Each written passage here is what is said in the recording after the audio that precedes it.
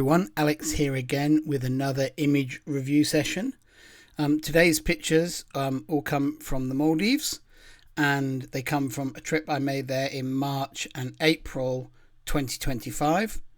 The majority of these pictures are taken with, at the time of recording, Retra's forthcoming new flash called the MAXI. I had an advanced prototype available. The flash will be out in the summer of 2025, but in the spring of 2025 I was able to use this flash in the Maldives, and the first pictures that I've processed from that trip are all using the flash because I wanted to process them to show them in an episode of the Underwater Photography Show, which I'm sure anyone who watches this is well aware of, in a review of that flash, or a chat about that flash, more than a review because it wasn't production ready. And so most of these shots are with the MAXI flash. There's a few which aren't, although this picture here isn't with flash because it's the light in this is from the light on the back of the liveaboard. There's no flash in that picture, but I'm pretty sure all the rest are with the MAXI. So this one was with Retra Pro, but it was very much a grab shot, right? So all from the Maldives, all over. So let's dive into this selection, why I've chosen these to process, and what's going on, and any technical interest. This first shot is shot with the Tamron 90mm on my Sony A1 camera in Nauticam housing, which is the same for all of these. This first one is a midnight snapper. And midnight snappers are famous for eating eggs. They tend to hang around where fish spawn and go in and engulf huge amounts of water through their big mouths and filter the water out through their gills and feed on the eggs. This one is feeding on the spawn from a spawning Pasillipora coral here in the foreground. That wasn't releasing bundles, it was releasing clouds, presumably of sperm. And maybe invisible eggs, but not gamete bundles when it was spawning, and it was spawning in the daytime. And they were spawning right across the reef, and the snappers, and actually butterfly fish as well. I've got photos of the butterfly fish going in and feeding on the gametes as well. So that was quite an unusual and interesting behaviour. I like that they have these big sticky out teeth, but generally I always see midnight snappers eating eggs. But I guess next photo. These are all still North Male Atoll. In the Maldives, just trying out some wide angle. This is with the FCP, I think, or maybe with the Nikonos 15mm. Actually, I can't remember which I had on this dive. Maybe you can have a look over here. If it says 50mm, it's the Nikonos. So the Nikonos 13mm fisheye for this shot. But I remember actually I had the adjustment set wrong, so the corner sharpness is rubbish on these compared to normal. See, it's not great in the corner, and that's because Isaac in his conversion gives you an adjustment scale, but on this dive, because it was the beginning of the trip and I was distracted by the new strobes, I forgot to set it properly. So it's actually the corner sharpness is not as good as normal. It's not obviously it doesn't ruin the pictures, but it's not as optimal as it can be for these types of shots. This big Anella sea fan, a couple of these large bannerfish hanging out behind it. It wasn't the most amazing scene, but it was a good one for showing how the strobes handle that kind of classic wide angle, close focus wide angle to wide angle scenery shooting, which I think is often the hardest for strobes to do a really good job on, because the subject matter isn't super exciting, so any flaws in the lighting. This discoloration on the edge of the fan is very common on the Anella fans, and so this is just a natural brightening towards the edge of the fan. I think it's possibly where the fan is growing and it just doesn't have as rich a pigment as further back inside it, but I'm not sure. But you often see that on the Anella. You can see it all around the fan actually, so that's not an effect of the strobes, just to mention that. Staying in North Male Atoll, these pictures here are taken at dive site called the Fish Factory, which is close to Male. It used to be a really lively site where there's lots of stingrays, lots of moray eels, lots of schooling fish there. I think there's a bit less action there now than there was 5 years ago. I think they've built a new seawall there, and I think there's not as much dumping of carcasses into the water, so there's not as much attraction of life. But it's still a great location. There's still loads of moray eels there, loads of big stingrays, feather-tail rays, that sort of thing around. And these are a couple of shots taken on that dive there. I can't remember if we did. I think we just did one dive there. I can't remember if we did one or two dives there. I think, oh no, we did one long dive, and this is shot with the 28 to 60mm with the FCP, I think, to get this extra angular view. And a good flexibility. You can see these are two different pairs of moires. This one with a blur shot. I was borrowing my friend Nick Moore's camera on this trip as a second camera, and I thought at the beginning of the trip I should just make sure it was all working correctly. So I took it in on this dive on the first day and couldn't resist doing a Nick Moore style blur shot with his camera just to make it feel settled in and at home. The next picture is from much later in the trip, and it's just ended up coming up here. I don't know why on time. This is a shot with a fisheye, but it's cropped a bit. And that's because on this dive, a grouper had just attacked a pufferfish. And you can see all the sand is stirred up after it had struck the pufferfish. The pufferfish had inflated, obviously the porcupine fish, had inflated to protect itself. And the two of them were battling on. I didn't see how this played out because the grouper swam off into a hole in the reef with the pufferfish. So I don't know. But I did see the grouper a few days later. He didn't look overly fat, so I don't know whether he did eat this or not. This is on the house reef at Six Senses Lamu, which is why I was able to revisit see the grouper multiple times during the trip. This large grouper lives on the house reef, and you see him pretty much every time you snorkel or dive, which is great to see such a big fish around all the time. Back now to South Male Atoll. This is very close to actually where I first got certified for diving. My diving certification was done in South Male Atoll in the Maldives, so it's always a favourite place for me to visit. And this is, I think, the prime dive site of South Male Atoll, although others might disagree.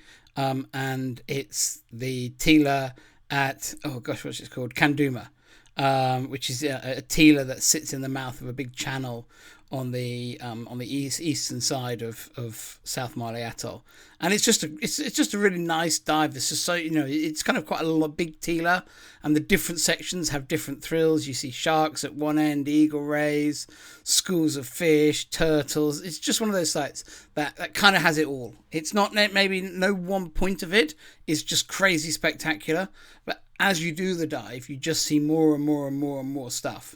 And it's a really cool dive.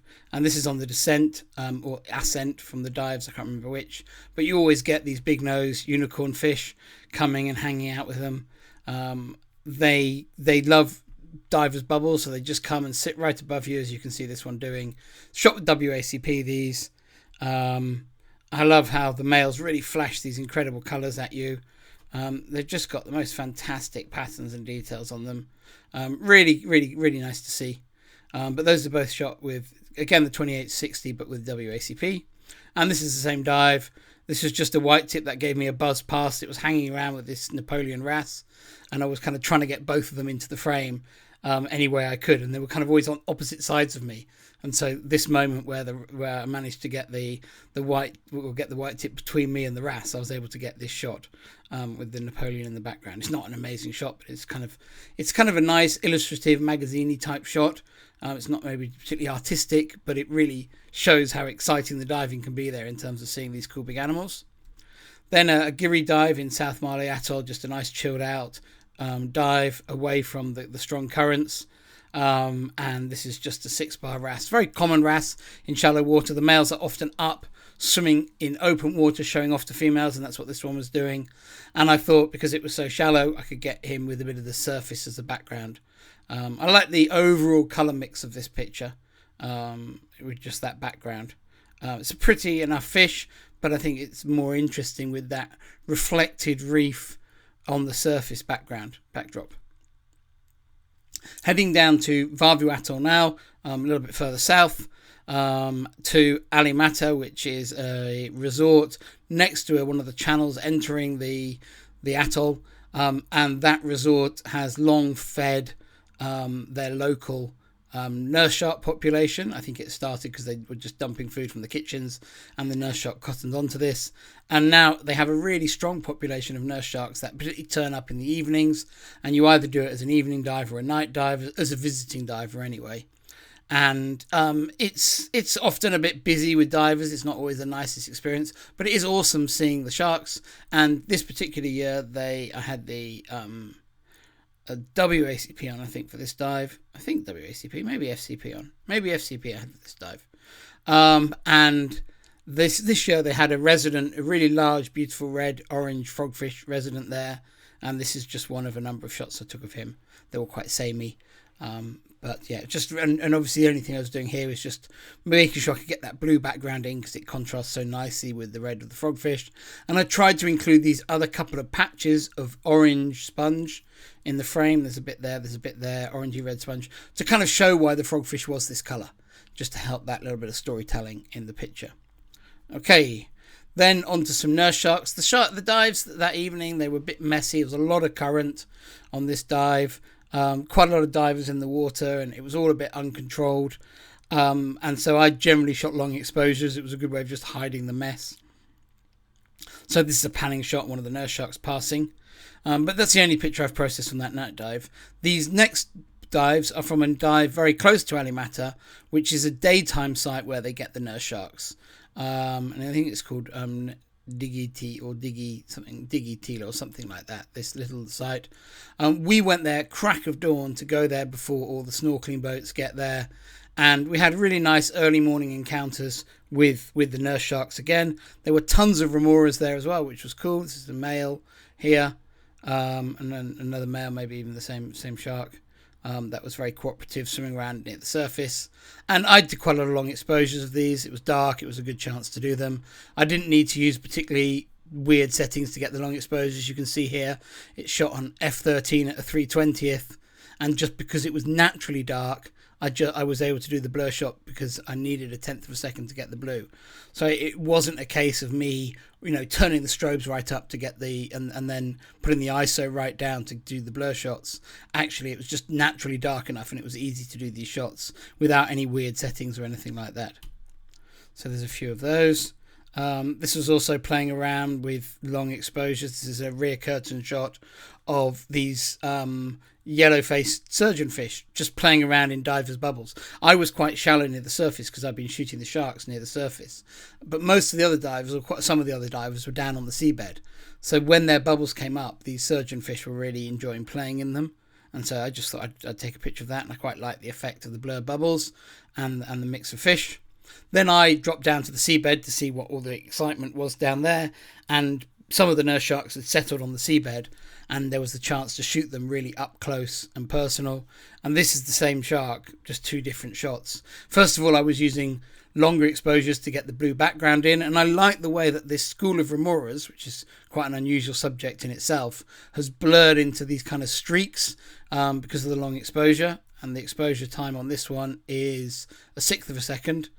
And then but I, because I've got flash on the foreground, I wasn't worried about it not being sharp. You can see it's nice and sharp.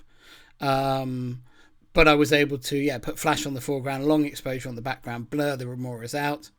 And then I did this shot both with black background and blue background. I did some with the blue background, but I thought actually it was a great opportunity to do a black background and just create a really graphic image. I really liked how the denticle scales of the nurse shark looked, and you can see there's little sensory dots in these as well, which I presume are ampullae florenzi, but I don't know if they are or not, which are the shark's electrical sense. And you can see them dotted all through here, a bit like like the stubs of whiskers in a on a dog or a cat. But yeah, I really liked how the scales looked. And so that was, again, why I felt they showed up more with a black background. With a blue background, they weren't as prominent. And so, yeah, that was that's why I went for this black background, just to really draw attention to this. And I like these nurse shark faces with their whiskers and their mouths, and you see the teeth and everything. And they're pretty cool. So that's that. You can see that the difference between these two shots in settings, this one was a 1/6 of a second, and this is a 1/400th of a second, which is the sync speed on my Sony A1. So really quite a big change in camera settings between these two. Right, now into some more normal wide angle. This is down in the south of Vavu Atoll, and this is the wall there, which has got really great soft corals on it. And I like the fact that I had this little moray living in a hole on the wall. Really, really interesting to see. It's a giant moray. I don't think it was a particularly huge one. Just let it zoom in and you can see him there. But the setting was nice, and it was a good chance to show, what the power of those flash guns can do in terms of the amount of reef they can light up, because they really do kick out some power. Then I did a little bit of macro on that same dive site. It was full of macro subjects, one of the best macro dives I've done in the Maldives, and it's very much a classic wide-angle site. But I think when I go there again on trips, I'll often do macro there, because it was just stuffed with subjects. This is a sea whip with a brittle star on it, a little ghost goby sitting on these sea whips again. These are June sealer sea whips. This photo is actually, these sea whips are growing up and then bending over, and I've because of the way the fish was sitting, I rotated the composition. So this is actually a vertical picture, but it obviously made much more sense this way. And I really like the three lines of the whip. The one in the front that's in focus, you can see all the detail. The semi, or the blurred one, and then the completely silhouetted one in the background. I think that and that arrangement in the frame is very pleasing for me, and I rather like this picture. Playing around, the same dive, trying to work similar ideas. This is another whip coral. This is a wire coral, sorry, and a wire coral goby on it. And again, just again playing around with not just doing the standard macro shot of the goby on the coral, which is always a really nice shot, but actually trying to work a bit more into the frame. So I allowed the silhouette of the reef to come in. I allowed the second bit of the wire coral to come in as well, and actually you've got a few out of focus fish as well in the background. But it's anchored around a really nicely in focus, good pose from the fish in the picture. Okay, moving on now to there's two of these episodes, by the way, and some of these shots are in the second episode, because I'm just going to say we're going to Mufushi Kandu here, and one of the famous manta sites in South Atoll. But there's no mantas in these pictures, so they must be in the other slideshow. There's a white-tip reef shark in the background, but this is obviously a picture of these humpback snappers or paddle-tail snappers. Just a group of those. They're not always the most cooperative. I've got some messy fish over here. You can see this one is a bit messy. And there's also this big snapper up the top as well. Also not very cooperatively placed, but generally this is quite a nice little group, nice and dense, quite a big group. And that dive site is just amazing for photography when you have some viz there. So many fish, plus mantas. Absolutely fantastic. This is another school of fish on that same manta cleaning station. These are obviously blue stripe snappers, but you can see that there's a paddle tail or humpback snapper interloping in the school, hiding over here. And obviously creates a great focal point in this otherwise repeating pattern of the snappers. I did these dives. I did the first of these dives on this site with the WACP, and then actually on the second dive I switched over to the Nikonos 15mm, so the mechanical rectilinear lens from the Nikonos 5 for the second dive. I think there's one shot from that in the second instalment from this of these Maldives pictures. Then another manta cleaning station next, and this is at Rangali Madivaru, which is another popular manta cleaning spot. We saw one manta on this site, but I think because Mufushi had been so good, we kind of focused on Mufushi.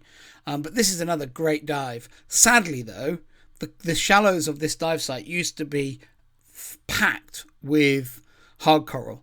Really, really lovely table corals that actually have grown relatively recently. But it was an amazingly beautiful shallow water because the table corals were so perfect.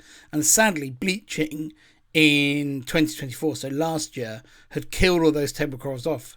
And they were, it was very upsetting to swim over them because you could really just still see all the detail of all the coral, but it was just all just dead and green and blue. I'll quickly find a picture of it going to my website, but it's on screen record, so you should see this. So I'll just type table coral, and that should hopefully bring up some table coral pictures, one of which will be how this site looked just a few years earlier. Obviously there's quite a lot of pictures of table coral on my website, so here we go. So this is at Rangali, and this is what that same reef looked like just a couple of years earlier with just all these perfect table corals over a huge area. And you used to often drift on this as you went on up the channel at the end of the dive. And it was just spectacular to drift over all these amazing table corals, all so because they were relatively young, they'd all grown perfectly. They hadn't started to snap or break or anything. But it was an amazing dive site. So very sad to see how it is now, which is that same. You can see one of those ridge lines down the middle here, another one over there, which are in the middle of the previous composition. But now it's just like this. So yeah, very sad to see that change because obviously our oceans are heating up as our planet does. Same dive site, still very, very fishy. Great site for, you get silver tip sharks there, you get some snapper schools there. Great for fusiliers as well, and of course mantas. And this is a nice mixed group of these 2-line fusiliers and these yellowback fusiliers thronging together along the reef. Shot with the WACP, both these shots with WACP. Okay, this is in that same area. Close to that area is where you can anchor up at night, and if you're lucky, a whale shark might come and try and feed on plankton that's attracted to the lights of the liveaboard. And we had this very cute young whale shark come up to the back of the boat and give us the chance to photograph it. I didn't go in the water with it. Some of the group went in the water with it, but I decided to stay on the boat, and I took this picture by lying on the floor on the back of the liveaboard and just holding my camera underwater. And after a couple of shots realised how nice the reflections were, so changed my angle of composition shooting blind, but to get this in. And I felt I rotated around and shot a vertical. I don't think this picture's cropped at all. No, so it's not. So, I was able to get this really nice detail on the whale shark. Just put the camera on autofocus. I did do the exposure manually. And then just white balanced it in post to correct the colours, because it had quite a strong colour cast because the lights on the back of the liveaboard are quite yellowy, so it gives quite a weird colour. In the original they're quite greeny looking, but with a quick white balance they look great.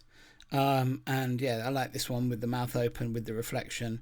It's nice and sharp, nice and crisp. The settings, because it was late at night, ISO 1250, f5.6. I really opened the aperture up here because there's no background at night, so I didn't worry about depth of field. And at 1/125th of a second, shot with the Nikonos 13mm fisheye, because obviously it's a whale shark and it's pretty big, and no strobes. I did some GoProing as well, which is quite fun. It's amazing when they come. It's not always the best for photos when there's just one, but it's, yeah, absolutely amazing experience. Okay, some macros now, all taken with the Tamron 90, and a couple of these with the MFO lens on it as well. This is a panning shot, movement shot with a Clarkson enemy fish. But instead of photographing against the enemy, I was actually photographing against a school of fusiliers, which I felt just made it a slightly different background. A white tip soldierfish, just another little macro portrait shot, f7. Both of these are f7, which I think is a pretty good place to be in terms of depth of field. These are uncropped. Obviously if you didn't get as close as this, f7 would give you far too much depth of field, but because I've got close, I've got plenty. It's a good level. This picture here with the anemone and the anemone fish, I want a bit more depth of field, so I've gone up to f11. Sorry, f13 I think it said. And then I've used 1/3 of a second exposure here because I wanted to create just a little bit of movement just to liven up this composition. And then this picture here is also taken with some balanced light. I liked the way that the strobe light and the ambient light created this mix of colours. So obviously this picture is all about getting the anemone fish in the anemone. The green tentacles and the purple of the anemone are beautiful. If you look around the anemone fish, there are these little glass shrimps. You can see one here in the bottom left corner, one just above the anemone fish. There's probably a couple more around as well if you look. They're quite common on the anemones in the Maldives. They're very small. They're not especially photogenic, but when you do high magnification shots, they do stand out quite well. But what I liked is I used that long exposure in a more subtle way in this picture. So having done the kind of unsubtle shot like this, I then was using it more subtly, and I really liked the fact that here, because of the long exposure, I captured both purples and blues in my composition. Okay, last few images now. These pictures here are also in South Atoll at the famous Kuda Ra dive site, which is a small teela that's well known for having this tremendous school of, or many schools really, of blue line snappers all over it. that sort of shelter there during the day and then disperse out over the seabed to feed at night. And as a result of there being snappers all over this dive site, it offers loads and loads of different photographic opportunities. I like this picture because the snappers are playing a supporting role in a wide angle composition. You know, you've got the black corals, you've got that really interesting background of the overhang, and then the snappers are part of the scene, but it's not just about the snappers. Again, trying to work that same idea again, these big Anella fans and another black coral underneath this overhang, and the snappers and some soldier fish are adding some life to the composition rather than being the heart and soul of the photo. Here the snappers are a bit more dominant, but again, using them as part of a bigger picture, not just getting obsessed with snappers.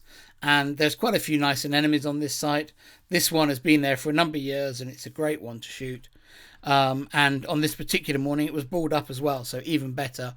And the anemone fish actually have eggs as well. I can zoom in and you see their eggs down here somewhere. They're their eggs just at the bottom there. So they were sitting there, and because the anemone had balled up, they were posing right above their eggs, and I was able to get the balled up anemone, the anemone fish, and then this just wall of snappers as a backdrop. So yeah, very happy with this setup. But I shot a lot of pictures of this actually. I need to have a proper go through them and work out which is the best one. But I like that shot, and the others are almost identical. And then the final shot is another macro shot, which was taken on the same dive as these ones here in the middle. But for some reason it's come out at the bottom. I don't know why they've ended up ordered like this. And this is a Midas blenny.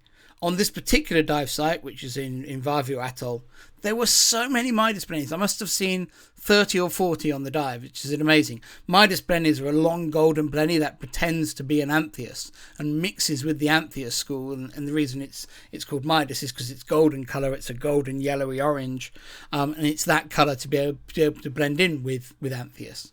They're longer. They're similar looking. They've got a lyre-shaped tail like an anthias, but they're longer. They're quite easy to spot in a group of anthias if you look for them.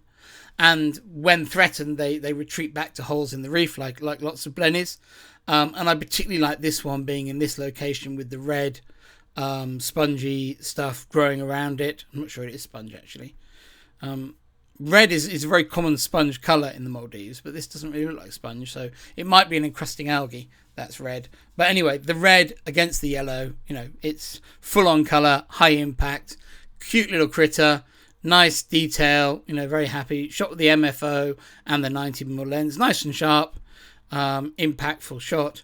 And actually for me, a really important part of the story of that dive site. So hopefully that was an interesting look at the first few pictures from the Maldives. I'll be back again in a couple of days' time with the second episode of Images from the Maldives, which is sitting there ready and waiting. And I'll just click my way back through a few of the pictures in case I didn't show you the EXIF data and you want to look it up. But I do intend to get these up on my website in the next day or two, and then you'll be able to see the EXIF data on my website as well. So thanks for watching. Bye.